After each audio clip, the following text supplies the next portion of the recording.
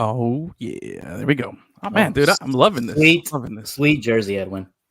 Yeah, this was intentional for both of you guys since both of your teams lost. I was, last man standing. And Miami Last man FC, standing? Last man standing here in South Florida. Miami FC won their first USL game of the season, 2-0 this weekend. So they're undefeated and on top. So shout out to Miami FC for, doing what none of you guys could do, win a game this weekend. How about that? Yeah. Take that. Big balling, spending clubs with your European, South American players. I give full credit to Arielito for Arielito Miami for FC sure. wins. New assistant coach, Arielito Martinez. That's right, bro. And they got the Italian guy who's the coach. What's his name again? He was the crazy Italian guy that Nocerino, I think it was. He played in Orlando, I believe. Anyway, we'll have to go back and look that up. But yeah. But anyway, welcome, ladies and gentlemen. This is the Vice City FC podcast, season 2, episode. What are we on? 6? Yes. 6. Episode 6.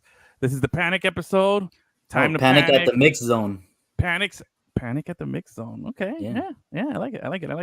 I'm your boy, Larry Fresh. Thank you guys for hanging out with us tonight. As always, I'm joined by the incredible staff here at Lemon City Live, the one, the only producer Fungus, who all things Orlando, repping up there. And of course, man, our boy here, our connection, our 6 degrees of separation with Messi. He's our 1 degree right here, on the only Xavi Guerrero. So big show today. Barber. Yeah, there you go. big show today. We're gonna talk the seasons, and we're starting to gather up steam. There's a lot going on with Major League Soccer. You got Champions Cup, you got MLS season. We just finished match day 3, but Inter Miami has actually played 4 games already, plus Champions Cup games. So we've got a lot that's happened. So by now you kind of feel like you have a good pulse on the team. So we'll discuss where they are. Are they doing great? And we got a tale of 2 different franchises right here, because you got Inter Miami that gets off on the hot start, right? They just lost their first game, but we could make an argument that it's time to panic. It's time to panic for Inter Miami. You could make that. And then you have, just north on the turnpike, you go to Orlando, and you got Orlando City, who's lost every game, has just scored their first goal. And is it time to panic there? Yeah, I think it's time to panic there. We'll do more of that. And then at the end of the episode, we'll go over Xavi's power rankings, top 10. If we have time, we'll get to that. So, but let's get to it, man. Inter Miami. We'll start off here locally. Gus, sorry, you get the boot to the second block. Anyway, Inter Miami, tough loss this weekend. There was a little homecoming. Couple of former it's like 3 different Inter Miami guys, right? It was Ari Lassiter, your boy, the Duke of Las Olas, and of course, Joseph Martinez came back down representing the blue and black of Montreal, came down here, and they gave it to Inter Miami. A Messi-less, sans Messi Inter Miami squad. There was no Messi on the Herons. There was Busquets came off the bench, I believe. Suarez also came off the bench. It was the load management game for Inter Miami, but Jordi Alba was back after illness, and he was illness, right? He was just sick that he didn't play the last game, so he came back. And you saw something there. Let's talk about it, Xavi. You were at the game. The scoreline was 3-2. It was a little crazy, but it was 3-1 at one point. And Miami looked completely out of place. They looked completely outmatched. But tell me, you being there, seeing it, and seeing those familiar faces putting the hurting on Miami here, how did you perceive what was happening on Saturday? Well, like you said, it's a load management game by design. A lot of youngsters were placed into the starting lineup. I don't think it was a terrible loss for Miami, given the fact that you had, let's say, a young kid like Lawson Sutherland playing an important role in the midfield. He's a guy that's, wet behind the ears. He's just getting his first professional experience. And you had Redondo, which was interesting. Yeah. I liked this game because it showed you, a future Miami. It showed you some of the young kids that they're still not ready, but it showed you that there's some potential there. Redondo is right off the bat a leader. You could say right off the bat a leader. He's in there pointing, telling people where to go, just and giving a really good effort. He had every game it seems like he has a nice run forward. You know, taking the ball and creating something that's something that I like to see, and I like the fact that he was able to sit there in kind of the Busquets role and do a decent job. He did it. You know, is he Sergio Busquets? No, not yet. But does he have a potential to be a very good player? Yeah, we're talking about Busquets, one of the best fives in the history. So I'm not comparing him that. Yeah. No, although his dad Fernando was also one of the best. So, but he showed a lot to me in that game. He showed a lot of temperament and a lot of quality. So I like that. You had Noah playing, left center back, young kid. He's been around, but he's still a young kid, right? And you had David Ruiz playing right wing back. And this is not the first time he plays that position. And it's not the first time he looks really good doing it. Okay. He looks really good doing it. He had himself a good game. So he's filling in the role of DeAndre Yedlin there, who we traded away because of all the, financial situation that we've gotten ourselves into here, right? Yeah, because Gressel played further up top where he's more comfortable and where he's better. I mean, Gressel had a couple of passes that could have been goals. He had at the 31st minute, I wrote an exquisite pass into Taylor in the box that Taylor just chipped and it hit off the crossbar. But we got to give the golden ticket to Gressel, though, because homie had the game of his life against Orlando with the assist and looked like all the questions that we had going into the season, and the slow stuff. No, he balled out and he's like, okay, it was just such a calming. It's game presence. time now. It's game time now. It's he's good. We haven't talked about Campapi. Campapi got his goal, right? Yeah, I want to talk about Campapi. I want to ask you about it because I know you talked to him after the game and you asked him about, him wanting to play up front with Suarez and everything. Look, with Campapi, man, I want him to be good because he has everything: size, skill, good looks. He's got everything. He can finish. He has all the skill and he's had the opportunity. But I feel like I keep making excuses for why he hasn't taken over because I don't feel like he's a good player. I feel like he has takeover capability. Like he's that kind of guy that why can't he be like Boanga? I mean, he doesn't have the speed that Boanga has in MLS, but why can't he be a guy who's a threat like Cucho, or like Chicho Arango? Like he has the skill set, the everything to be a great player in MLS. And I feel like I'm always making excuses like, oh, okay, he was behind Higuain or that he was the backup and then the team was bad and he didn't have any playmakers. But I still haven't seen him just put it together and just separate. You know what I mean? I'm starting to run out of excuses for why I'm not happy with him, if that makes sense. I think everything you said is perfectly valid. Thank you. I think he's a player that should be more consistent and dominant in his skills seem to be above the average player in the league, right?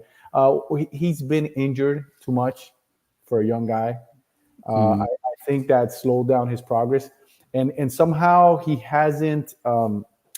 He just hasn't shined. He hasn't blown up how he can or should. We've seen flashes in some games where he scored 3 goals, the first hat trick for the team in the history against New England, a couple seasons back, and he showed promise. Sometimes you see him heads the ball very well. He rips that ball with his left wonderfully. He can shoot with his right. He can make good passes. In this game, he gave a beautiful assist to Jordi Alba that ended in a goal. Unfortunately, Alba was offside by a hair. Barely. But that showed what a player like Campana is capable of, right? Absolutely. Sort of like Suarez, a guy that scores but can assist his players. He needs to look at Suarez. He needs to learn from Suarez and needs to understand I need to be this type of player. I need to be a player that if I'm not scoring a goal or two, I'm giving an assist or two. I'm there. I'm doing something. He definitely is lacking that. So if you're Tata, I'll put you on the hot seat here, Chavi. How would you fit him in? Do you still? Because I feel like he should be starting. I don't know how to line it up. I'm not the tactical guy here. I could maybe brainstorm a formation here, but you who sees it and you're watching these games, I feel like he's not going to get to that level coming off the bench. At 20 minutes at a time per game here. You know what I mean? 30 minutes a game. That's it, because that's the max he's going to get coming off a bench here. I feel like if you really, but then again, it goes back to all the excuses I've been making. Like, he's had opportunities where he started games and he still didn't do it, and he didn't like put it together consistently. How can he look at a guy like Suarez and be like, all right, that's who I need to emulate. That's who I need to, model my game after if you're not on the pitch? Like, how would you they have find to a way to put him in there? They would have to that. You can definitely find a way, but you have to have a tactical formation shift. Tata won't be able to use his five in the back that he loves to use. Yeah. He would have to be in a formation where he's up top with Suarez, and you have Messi maybe cutting slightly underneath. You can use him in a 4-3-3.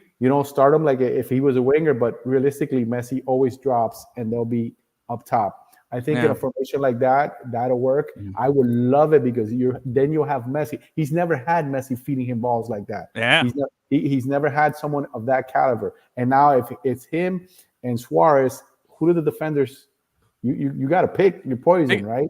Because here's the other thing, though. You put in Campana, who are you taking out? It's probably going to be Robert Taylor. And Robert Taylor, all he does is what you wish Campana would do, which is take advantage of the opportunities when you're in the game. Like, nobody has played better since Messi got here than Robert Taylor. Robert Taylor has just taken advantage of it. Like, he looks like he was like the fourth. He was the Pedro of Barcelona back in the day when they had MSN. He was a little Pedrito. He's taken in. He's like, I'm the little Finnish Pedrito over here. He's coming out there. He's doing stuff, and you want to see it. And I don't know if it's It would be unfair, right? It would be unfair, but I think his career in Miami has been unfair because I've always thought he was a very, very valuable player, and he's always been off the bench. Now he's getting a little, because remember preseason he was like on the bench all the time. Yeah. We're asking like, where is he? Comes in and he shows out and he has stayed in the lineup. Definitely, it would be unfair to have Taylor out, but that it would be a question of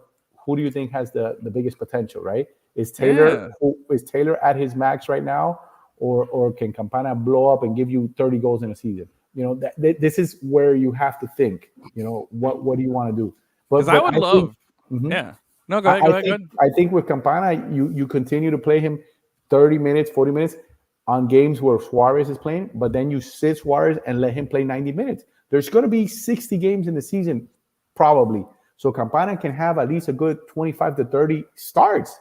That's a good number of wishful games. Thinking. Okay.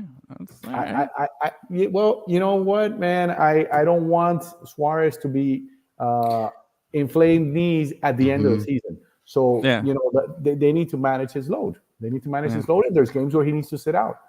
Yeah. All right. So let's go back to the game here. They're playing Montreal. It's 3-1. They're down. We're seeing them struggle. In comes Busquets. In comes Suarez. Jordi Alba, like we said, balled out. He made Team of the Week with his goal and his performance this week, coming off the illness. But in the end, flu game. The flu. Yeah, he had his Jordan flu game. And in the end, it was just wasn't enough. Wasn't enough. They tried. Now, is this going to be a theme with this team, Xavi, moving forward, that if Messi is not there, what was the problem? Was it the fact? I mean, obviously, when I say what was the problem, there was no Messi, Suarez, or Busquets is an easy answer. But a team of this caliber, a team of this talent, and a team that has had so much invested into it, like, you think that they should be able to, or they have to be, maybe not should be, they have to be able to pick up the load when 1, 2, or 3 of these guys aren't available, because it's all eyes on them. They can't. This is the top tier of what it is that we're doing here, and we can't half-ass it here. So is it a lack of skill? Is it a lack of leadership when these guys are out, or is it just is it still early in the season and I shouldn't be panicking? I wouldn't panic, but you have to understand there's the profile of player that's missing right now. Facundo Farias went down. He was going to be that Messi-ish role when Messi's not there, right? And his ability, the way he plays, it's above any of the guys that are there right now. You had Lawson Sunderland taking that role. It's unfair to ask a young player like him, young age-wise and young career-wise, and experience, to even think of having that large impact. And still, he made a cross. He made the cross for Campana to score. But I think it's that profile of player is not there yet on the team like at least a mature one. That's why they were going out and they were negotiating with Matias Rojas. That has kind of like simmered down, but that player is the one that I think would be a difference maker in this team. You know, a very skilled lefty, a guy like, to me it's Mota, but like a better Mota, like, you know, a guy that can shoot, a better shooter. But Javi, at this point in the season, is it wise to keep We're bringing only in 4 games somebody in. new? I know, but still, it's only 4 games in the season. The season has 34 games. Fair. It's only 4 games into the season, but we've been trying to gel and, you know, get some cohesion here with this team since, you know, it's not just 4 games in the preseason. It's not just 4 games in the season, but it's also, you know, Champions Cup games. It's also 25,000 miles of traveling in the preseason. There's a lot that this team has already done, and it just feels like, all right, well, this week we'll just add another one. Add another one. You're a good experienced player, a veteran player like that. You come in and you gel. Look at Joseph. He came in. He's in Montreal. He had himself a good game. He looked like he's been there all the time, because these are veteran players that when you're good quality, it's like with Taylor, right? Taylor, Messi, it clicked because there's quality there. There's understanding. A player like Rojas comes into the team, I think automatically he fits in and does well based on all the experience. I don't think it will be an issue. All right. So they end up losing the game. Tough loss. It sounds to me like, from talking to you, that not time to panic. Not time to panic. You feel like this is I don't think so. So you're not hitting the button. You're not, you know, freaking out. Gus, are you freaking out for Miami fans? Should they be freaking out? Miami, definitely not. No? Why? No. Why would they? You don't think so? Can I make a case for it? Because I think the fact that you don't know Messi for the first time, and all of a sudden we're down 3-1. I know it's a good Montreal team, but we're down 3-1 at home. And for the reasons that I was telling Chavi before, it didn't feel like anybody stepped up. You know, we had Alba coming in and trying to direct stuff. But he's a left back, man. He's an aging left back. It's not for him to be doing that. We didn't have the game from Campana that we wanted to see. We haven't had that takeover moment. Like calendar was. But that happens. Calendar looks. That happens in every team. Stupid. Yeah. That happens in every team Messi has ever played for, where when he misses the game, his teammates sort of don't step up because they're so used to relying on him. Yeah, that Messi effect in the negative. Yeah. Mm-hmm. Okay. All right. Well, I mean, I feel like as a Miami fan, it's all right to panic. I think it's fair to panic. I'd rather panic now than panic later, I guess, is what I'm trying to justify my levels of panic here. I'd rather panic now and be like, hey, no, we got to fix this right now. We got high standards. We were undefeated, you know, and now we lost this game. And again, we're coming off a loss, right? And we're coming off a game where we were down, 2-0 to Nashville in the Champions Cup? Yeah. And we had to come back. So it hasn't been a good week for Inter Miami Football Club, right? Or Soccer International Club, whatever they call whatever their formal name is. Club de Fútbol Internacional. It hasn't been a good week. It's in the first one, down 2-0 with Messi. You know, so, and he takes the hit too. Let's not forget that that kick that he got in the leg, where it was like everybody. Man, there was almost an Argentine revolt down here in South Florida after that happened. You know what I mean? If he was going to be out, there was just it was about to get real ugly down here. But I heard that guy's iPhone exploded. Yeah. They're going after the guy. Poor guy. I mean, that's for another episode and another show of conspiracy. That's the Messi mafia is after him. Yeah. But I don't know. I think I think I could panic a little bit here, considering the circumstances, what's going on, and you do that. I'm gonna panic a little bit. I'll control the panic here for us. But their next game they're playing now. Let me see here. Saturday at DC United. DC United is not an easy game. Not a pushover at all. No, Wednesday is technically their next. Well, I'm saying the MLS. I'm saying the next MLS game is going to be then. And then that's against one of Xavi's little spoiler alert. One of Xavi's top 10 teams this week is DC United. So that's going to be a nice, top 10 teams battling each other out. And they, like you said, they do have a game coming up this Wednesday. They're going to play the second leg of the Champions Cup here at home. Well, not here at home in Fort Lauderdale against Nashville.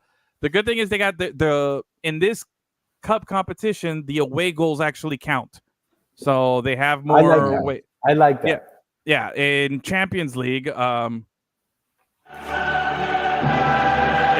in the anyway, They're in like the drinking a Heineken right now. yeah, in the European Champions League, they don't they got rid of the away goal rule, so it's just goals. So it doesn't have that, but so that's one thing that we do have going for us. But the way we've been giving up goals and the way Drake Callender has all of a sudden, regressed and gone to being like, like Yeah, what happened?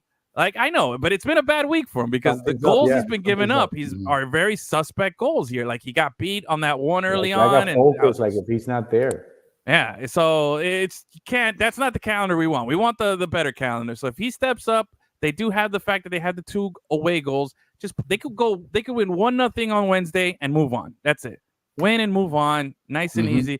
Just don't get into another goal fest here. But that's what we got on tap for Inter Miami. Now let's get on the turnpike here. Let's get on 95. Let's drive north up a little bit. Let's go see what's happening on. Let's get the Sun Pass ready because we're gonna go see what Gus has been happening in Orlando, where we have the reverse effect. We have a team that hadn't scored a goal yet in their first 2 MLS games, but have played very well in their cup games until they played Tigres. Right, that's who they played last week. Yeah, and it was a 0-0 draw. So. Orlando is coming in a weird funk here. They got Muriel, they got Lodero, they got Angulo, they got Torres, they got studs. They got El Pulpo, at goal, who also, coincidentally enough, gave up a ridiculous goal the same way. It was contagious in Florida, the way they were giving up goals here, the same style. So, Gus, like, what is going on here? Is it time to panic if you're Orlando fans? Because according to the coach, he says he's focusing right now on the cup. That's why he's doing this load management stuff. But he didn't have a good performance in the cup. He didn't, because that was in last week's game was at home. They didn't give up the away goal, but they didn't. But they left home with a draw instead of a win here. And then you obviously have what happened this weekend. For those of you who don't know, they lost 3-2 against Minnesota. So, Gus, are we panicking here, or are we not? If Orlando. I think they should panic. I think they should, because the load management is obviously not working out for them. Like you said, they ended in a draw at home against Tigres. Now they have a chance to go to Monterrey and take that series and advance past the round of 16 into the quarterfinals. Yeah, and they can do it with a 1-1 draw, even. You know what I mean? Yeah, and they'll essentially be returning the favor that Tigres gave them last season. Last season it was flipped. Both games last season they played them in the same round of 16 in the same tournament, and both games ended in a draw. But Tigres had the away goal, so they advanced. Orlando was out. Yeah. So now they have the chance to return the favor. So, in a microcosm of that, just that one game, just that one game alone, it was a good result. But if you're looking at it from a wide angle, the fact that they hadn't scored in 2 MLS games and then they ended that game in a scoreless draw, and they got waxed by Miami 5-0. I mean, exactly, put it in proper perspective here. Exactly, yeah. That's not a good look. It's not a good look for them. You know what I mean? The load management wasn't working out. You asked the coach about load management, right? I did. No, I was surprised nobody else had asked him that yet, and I asked him about it, and he basically confirmed what was a lot of people's suspicions, is that he is resting players because there's a lot of games being played in a short amount of time. But see, load management to me is something I always associate with like late in the season. Like, all right, we're making a run. We guys have been playing for a while. Like load management to start a season, regardless of having tournament games or multiple games, you've had time off. You're coming off the off season. This isn't like we have all these cup games and we're week match day 30 in the season where we've played a bunch of games. Like it to me, it's just I agree. It's very, very weird that he would admit to something like that. Yeah, I think that they are just looking at analytics and trying to prevent injuries. Okay, more than anything. Because if you play a lot of games back to back in soccer, you're more susceptible to injury because of fatigue and things of that nature. So I think it has more to do with that than just keeping guys, fresh and high energy in their matches. Okay, but it's they're deep. I don't think they should have to worry about that. If anything, you start your best players, and if it's not working out, you can Yes. sub them out. If it's a game that you don't care about that much, you start them. If it's not working out, like in the Miami game at halftime, you could have subbed out Lodeiro and Muriel if Yeah. if it was the same result. Yeah, I Not bring agree. him in after that to try to fix the mess. Yeah, I agree. If you're gonna load management, start with the guys you're protecting, and then take them out and bring in the. Don't start with the inexperienced people right off the bat. You know what I mean? Or the guys Exactly. that you're trying to give time to. Like ease those guys in later on in the game, even if it's a high pressure game, even if it's 0-0 and your team, you're still fighting. But like, let those guys come in those situations as opposed to getting down early and just letting them waste there. And then you bring in the guys who are like, all right, bro, we're down. What are we gonna do now coming in? We got no Exactly. fight left in it. So. Yeah, I see that. I see it, and it is very puzzling. But I think on paper, and Xavi, maybe you can confirm this, but I think on paper, Orlando seems to have the deeper roster. So I'm kind of surprised that they're really putting so much focus on this load management stuff. Where Miami, we got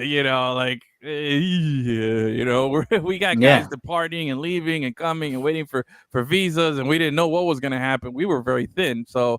I could kind of justify that a little bit there. Plus, there's an older team. I mean, do you think, Xavi, you think Orlando has the deeper Orlando roster? Definitely has a very, very deep roster. The day that they played Inter Miami, I was looking at the rosters. I looked at their starting 11 and I looked at their bench, and I saw good players everywhere. And not just good players, because Miami has good players, right? But I saw players with experience on the bench too. Good players that have experience. That not players like Miami that are. Sutherland's a good player, but he's a very young player. Yeah, I had no clue who he was when he came in. Exactly. You're like, well, he's been on the reserve teams. I'm like, oh, okay. On paper, if you're going from top to bottom, Orlando would be the stronger team. If you're looking overall, star power, better 9, just your better 11. I mean, your better 11 would be to me, Inter Miami, because you have Messi and you have the other guys. But deeper team, I think it's been a surprise. Orlando's debacles have been surprising. Gus is saying even this last game. Yeah, they gave up a goal like at the last minute. They played, they came back, they scored, and then they just gave that up wasn't even goal. the crazy one was the first one. The first goal that El Pupo gave up, man. I mean, that's terrible. That's rough because but and it's hard to get down on him because he's been so good for so long. And even this season, that was like his first bad game. I don't even put the Miami game on him because there was nothing he could do about it. No, at all. Yeah. No. That was just a blooper. But yeah, definitely Orlando. It's still, once again, I'll say it's only the 4th game, right? There's still 30 more. So if Orlando wins 26 of the next games, they're amazing, right? So obviously that's not going to happen. But I haven't given up on them. I took them off my top 10 because they can't be there, now. Yeah, you can't be there. No. You can't be there based on the potential. And I retweeted your tweet when you took them off, saying exactly what you just said. Yeah, Orlando, you're not in it right now, but don't be surprised if by the end of the season you're in the top 5 again. They bounce back, absolutely. Yeah. Now, I'll say this. It wasn't, it was all doom and gloom for Orlando here because they lost and everything. But there was one little bright point, which was, I like what Gus says. Orlando runs on Duncan. I like that. Orlando runs on Duncan, bro. Duncan. Bro, that kid. That kid, I asked him after that game because I told him, I've noticed you're playing with a little more umph. Is it because of the failed transfer? And he gave a very political answer. He's like, no, I just play like this all the time. I'm like, okay, yeah, sure. So, yeah, me too. Yeah, exactly. But and he does. He plays hard all the time. But I've noticed that it's been a little extra this season, and yeah, man, he came out the gate. He came right off the bat. He scored in 13 seconds. He broke the record for the fastest goal in club history. Wearing number 13, he scored in 13 seconds. And coincidentally, the last guy that did it also did it in wearing number 13. Yeah, look at that. So that's your little bright spot if you're an Orlando fan. You got something to look forward to. Duncan finally got his goal here. And he got 2 goals. He scored another goal later on. There you go. So more to be happy if you're Orlando. Now Orlando this week. Oh, go ahead. And if you were watching that game, they were the better team throughout the whole match. They took like 22 shots that game. Oof. That was the stat. 22 shots. And they should have scored like 7 goals. They were super unlucky. Yeah. They had like 3 1-on-1s with the goalkeeper that either they missed or the goalkeeper had an amazing block.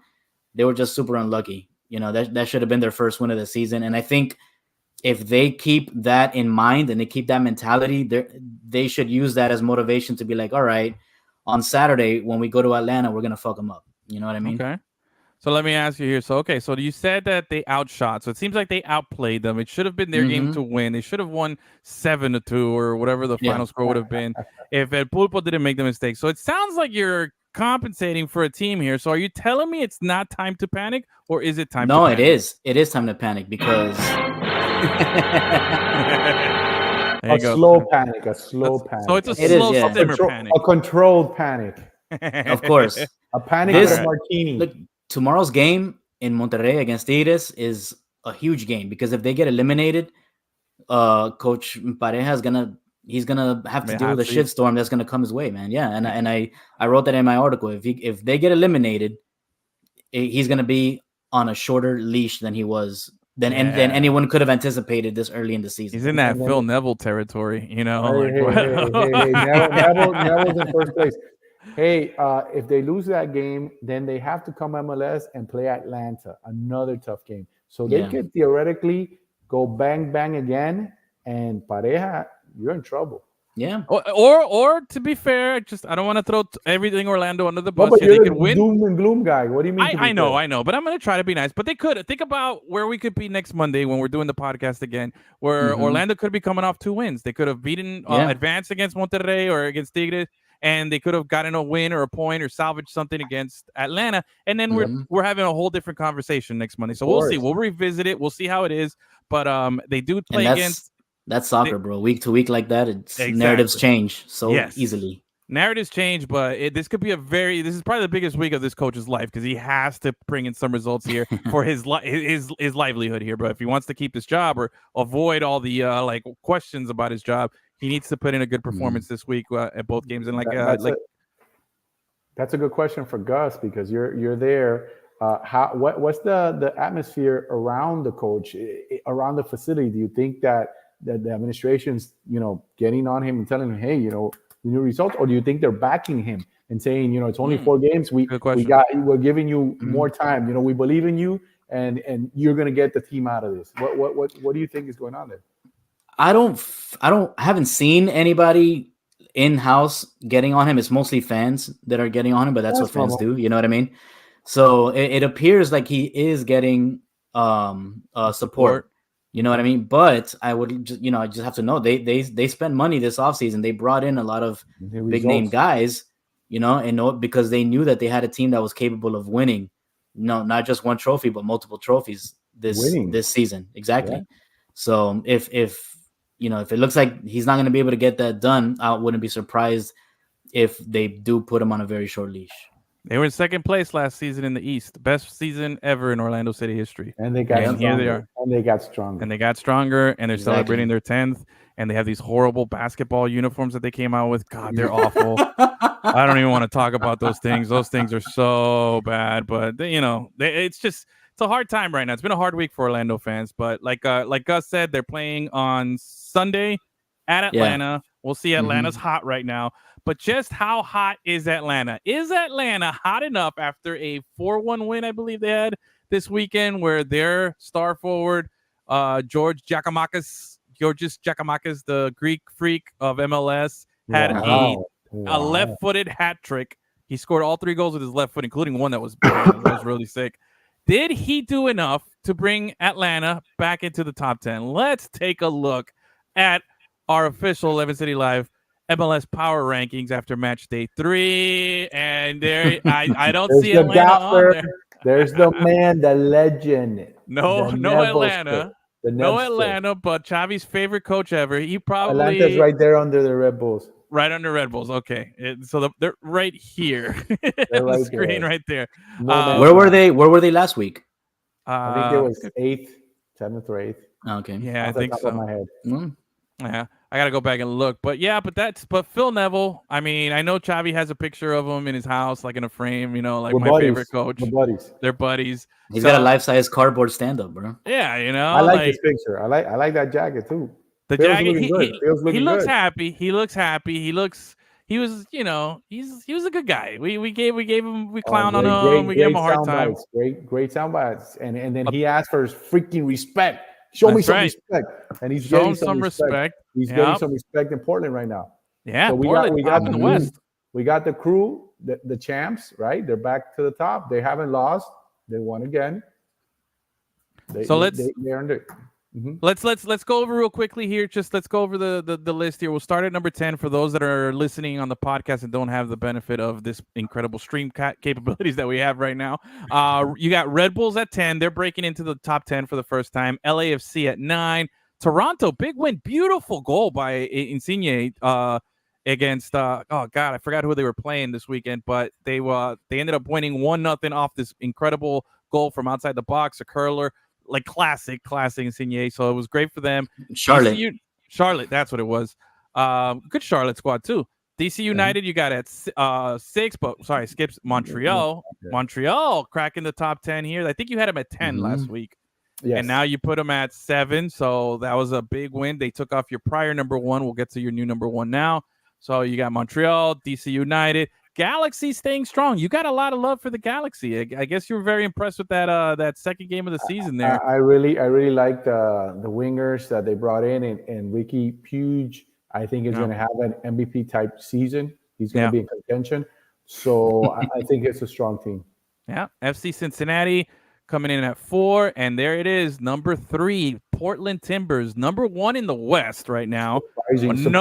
Surprisingly, right? Another great start for Neville. He was in this position last season. Remember, he was like 2-0, I think, or 2-1. And then everything went downhill. Everything went downhill. Everybody got injured. Like 30 people got injured. Yeah, that's true. But I don't wish him a similar fate. I don't. I like him, so I want to see him, continue on.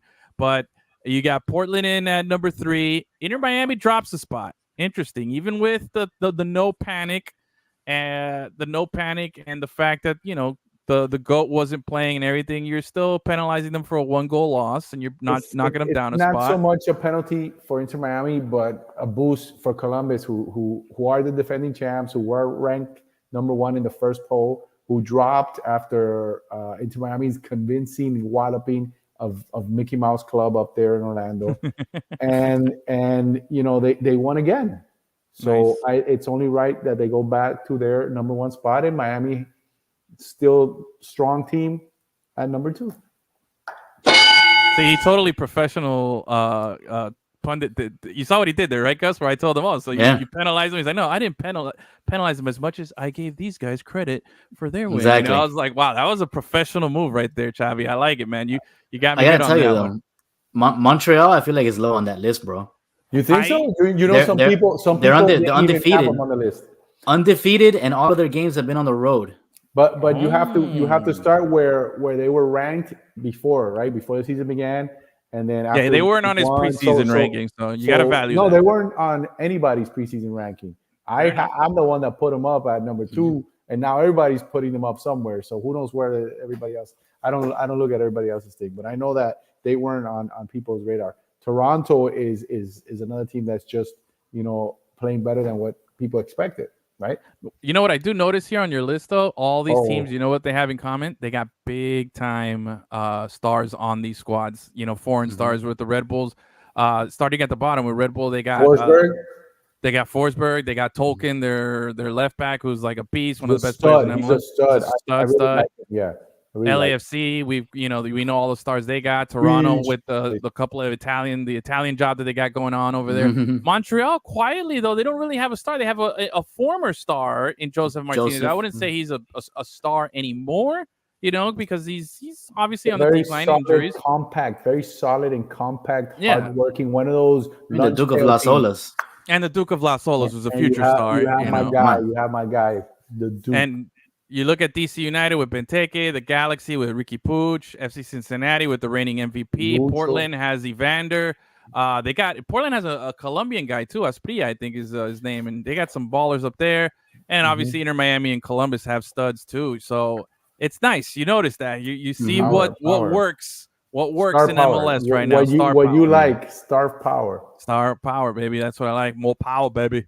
So there you have it. That's the top 10. I like I like what you're doing, Chavi. I like what you got going on with the list. Big fan of it. Keep it going. All right, so I think we're getting ready to wrap up here. We're up against the end here. But any final thoughts, any predictions, anything you guys want to share here before we sign off for the evening? It's just how important it's going to be. Super important how bad Messi's injury is. I mean, he took a really big wallop to the leg. That's going to be super important depending on how much he can do in that match. Because if he's not playing, Nashville has the green light to take that game. Although it's at home, everybody else is going to be there, so it's going to be a stronger Inter Miami team, and I expect them to at least take the 1-0 or 1-1 draw and keep moving on. Keep it going. Gus, I got one question for you. Next Monday when we do this episode again, what are we going to be talking about the Orlando coach? Are we going to be talking about how we overreacted this week, or are we going to be talking about that some changes need to be made? Give it to me. No, what do you think? He'll be fine. I think they're gonna move. They're gonna move on past Tigres. They're gonna advance for the quarterfinal, and I think they'll lose to Atlanta though. So okay, I think we'll still be kind of unsure. All right. So another week of uncertainty. Maybe we'll play panic, not panic next week again. But for now, the consensus seems to be Miami, don't panic just yet. Orlando, hit that alarm. It's time to panic, but it's good to panic early than later. I guess that's the consensus there in Orlando. So, all right, from all of us here at Lemon City Live, thank you guys for hanging out with us. This has been the Vice City FC podcast. Be sure to download, subscribe, tell your friends, tell everybody. Thank you guys for hanging out with us. Gus, thank you. Chavi, thank you. Everybody, have a great night.